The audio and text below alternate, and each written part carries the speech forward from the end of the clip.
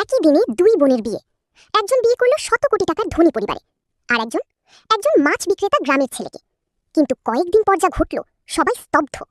বিয়ের দিন বড় বোন অহংকারে বলল, এই গন্ধটা কি? মাছের গন্ধ?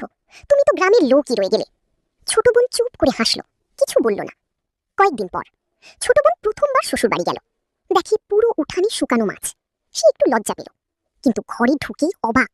রূপার চামচ, সোনার প্লেট, টেবিলে কিং ক্র্যাব, অ্যাবালোন। সে মনে মনে ভাবল, এরা কি সত্যিই গরিব?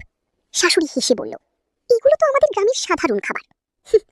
এরপর স্বামী তাকে একটা উপহার দিল, মাছের আঁশ দিয়ে ভরা একটা প্যাকেট।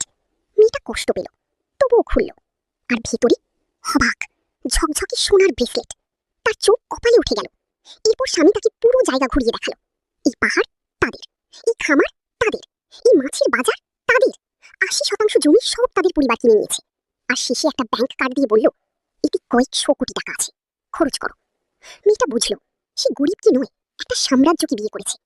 এদিকে বড় বোন ধনী পরিবারে গিয়ে প্রতিদিন অপমানিত। শাশুড়ির কথা না শুনলেই হুমকি। তার লাক্সারি লাইফ আসলে একটা কারাগার। একদিন এক পার্টিতে বড় বোন ছোট বোনকে দেখে অপমান করতে শুরু করলো, ওকে চোর বলে অভিযুক্ত করলো, সবার সামনে গায়ে মদ ঢেলে দিল, এমনকি তার গয়না খুলে চেক করতে চাইল। কিন্তু তখনই মাটিতে পড়ে গেল এক ডায়মন্ড নেকলেস। একজন চিৎকার করে উঠল, এটা তো পৃথিবীতে একটাই আছে, দাম 5 কোটি। সবাই হতবাক।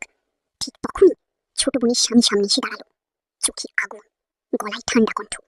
আমার স্ত্রীর দিকে হাত দিলে তোমাদের পুরো পরিবারই শহর থেকে মুছে যাবে। বড় বোন তখন বুঝলো, সে যার দিকে আঙুল তুলেছে সে আসলে কি। কিন্তু তখন কি দেরি হয়ে গেছে?